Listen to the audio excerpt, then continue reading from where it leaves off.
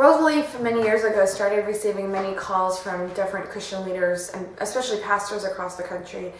And they were telling us that they, in the process of ministering to immigrants in their midst, had come upon a lot of immigrants in their communities who were coming to their congregations. And they started realizing in the process of ministering to them that a lot of them were here without documentation. So they called World Relief, because we're an organization that serves refugees and immigrants all across the country,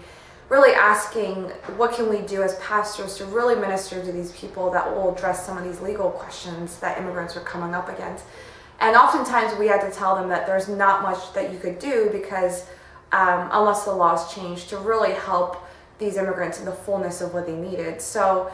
we realized that this wasn't an issue about them, but it was an issue about us as a Christian community. And especially as an organization that serves immigrants and refugees all across the country, we knew that a lot of the negative things that are being said about immigrants were actually not true, and that in fact a lot of immigrants added a vitality and a richness to our culture and to our communities that were oftentimes not talked about. And then especially as Christians, as a Christian organization, we knew in the study of scripture that there's so much that the Bible has to say about immigrants and immigration. In fact, there's 92 verses in the Old Testament alone that actually reference immigrants and immigration, and oftentimes what they say is to treat immigrants with respect and with compassion, and to really treat immigrants as we ourselves would like to be treated.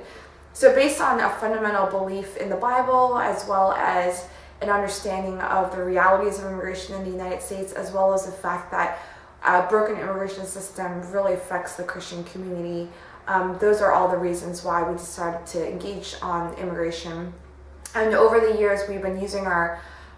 networks to educate as many churches as possible on why immigration reform is important, and also working with members of Congress to actually ask them to support comprehensive immigration reform.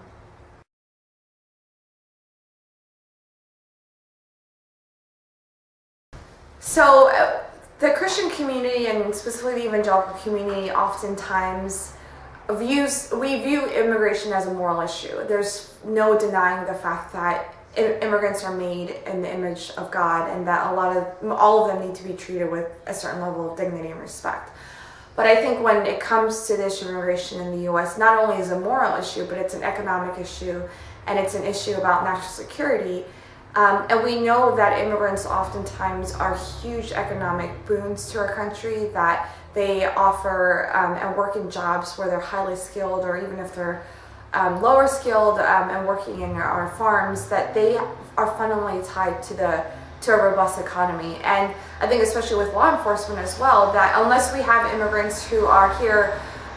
in a dignified status and can actually assist law enforcement communities in targeting criminals and actually helping in the solving of crimes, I think both businesses and law enforcement officials have recognized that there's a stake to their communities in the immigration debate. So working together to bring a moral voice, to bring an economic voice, and to bring a law enforcement, national security perspective, I think those are the three fundamental aspects of what are needed in reforming our immigration laws. So I think the fact that police officers and sheriffs and attorney generals and business leaders and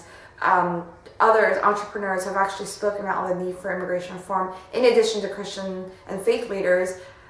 in general, has meant that we are really coming together within a consensus that says immigration would be good for our country, not just economically or nationally because of our security, but morally and on a humanitarian basis. We need immigration reform as soon as possible.